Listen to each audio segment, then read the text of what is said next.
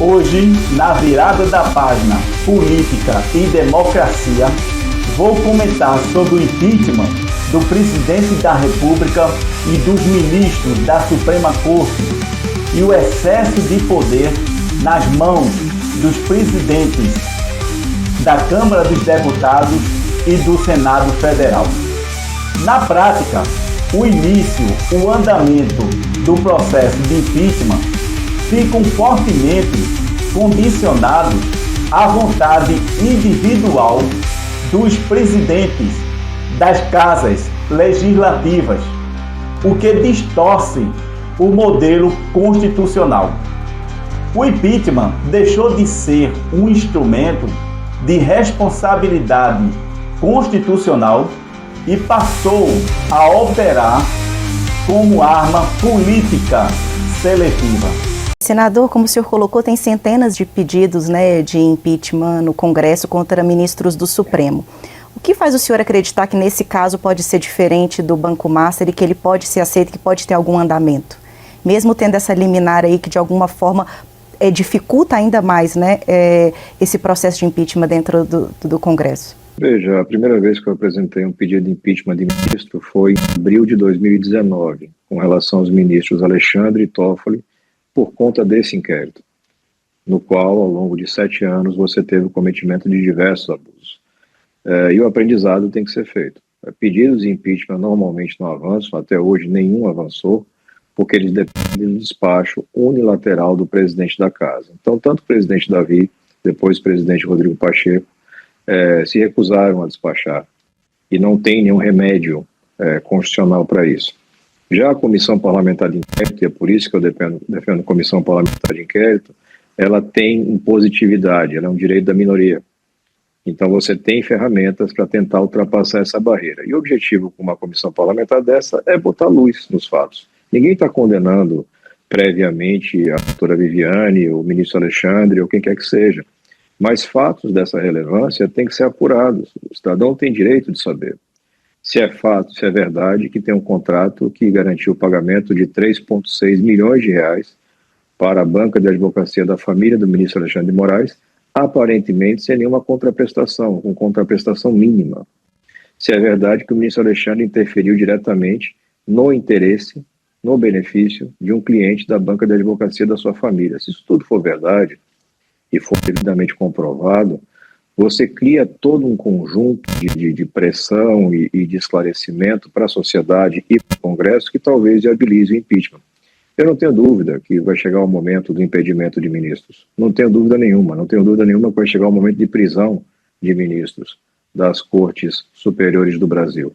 Porque você tem vários fatos gravíssimos em andamento, condutas que ultrapassam qualquer limite e uma rejeição até mesmo à criação de um código de ética, que é uma coisa quase insípida, tem grandes efeitos no código de ética. É apenas uma conduta. Mas eles querem que a sociedade brasileira ache normal esse enriquecimento absurdo, ache normal caronas em jatinhos de investigados, processados, e essa promiscuidade com o ambiente político, empresarial e da advocacia. Então, acho que o Senado tem um papel, a gente vai tentar fazer isso, como tento fazer desde 2019, com muita clareza, muita tranquilidade, respeito à justiça, mas mais respeito ao Brasil.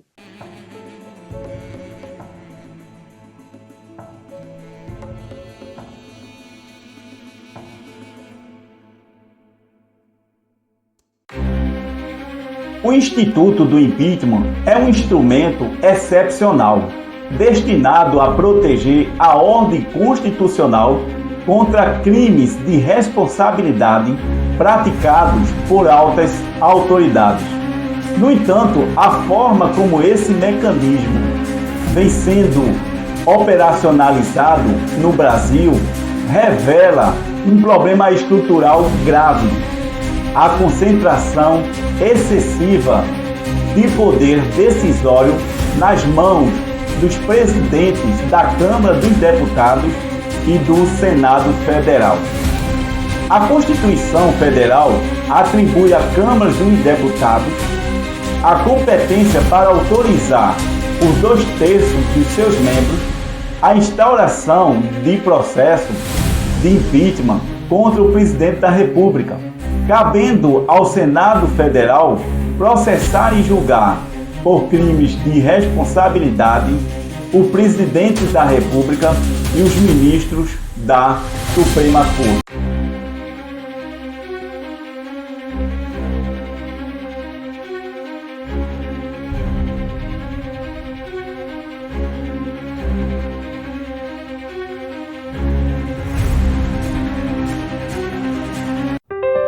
O maior ponto de tensão reside no fato de que os presidentes da Câmara dos Deputados e do Senado Federal decidem de forma praticamente monocrática, ou seja, sozinhos, se um pedido de impeachment será ou não admitido.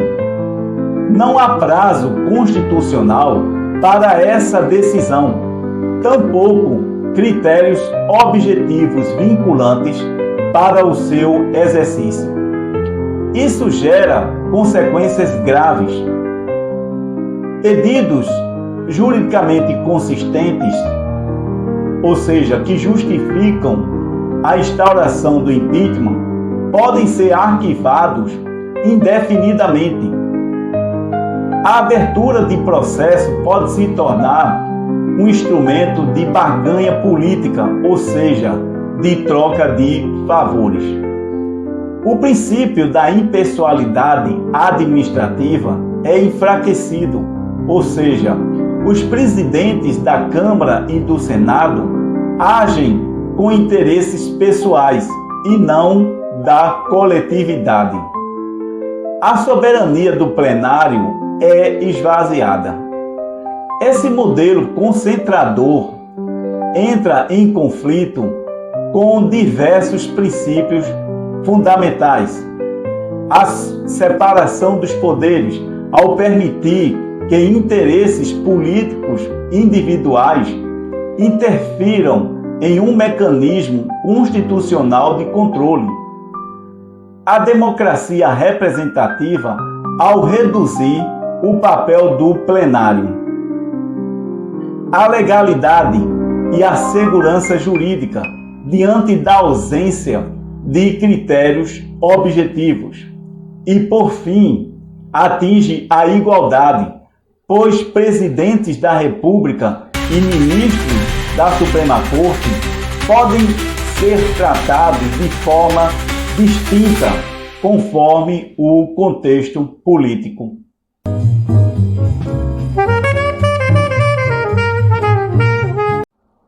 Vamos agora para a parte principal, super importante.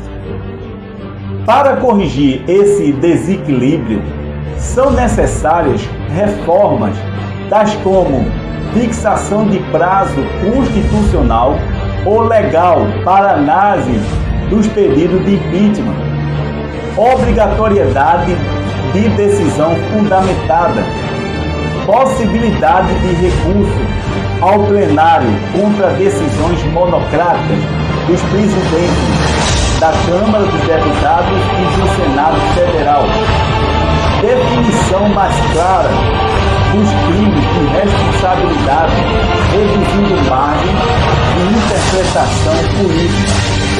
Essas medidas não enfraquecem o legislativo, ao contrário, fortalecem a institucionalidade democrática e reduzem personalismos incompatíveis com um Estado democrático de direito. Vamos agora à conclusão. O impeachment é um remédio constitucional extremo e não pode ser submetido à vontade individual de poucos atores políticos, tais como os presidentes da Câmara e do Senado Federal. O excesso de poder concentrado nas mãos dos presidentes da Câmara, dos deputados e do Senado Federal compromete a legitimidade do processo, fragiliza a democracia e cria instabilidade institucional. Reequilibrar esse sistema não significa abolir o impeachment, mas resgatar sua natureza constitucional, coletiva e republicana, garantindo que ele sirva ao interesse público e não a estratégias políticas circunstanciais. Bem, meus amigos, minhas amigas, sejam bem-vindos ou bem-vindas à Sala do Juba. Eu sou o professor Julião Carvalho. Mais uma vez, muito obrigado pela sua companhia, suas curtidas, seus compartilhamentos, comentários, reproduções e a guarda dos meus vídeos nos seus favoritos. Inscrevam-se no meu canal e deixem o seu like. Isto é muito importante para o crescimento. Até o próximo vídeo. Fiquem com Deus sempre.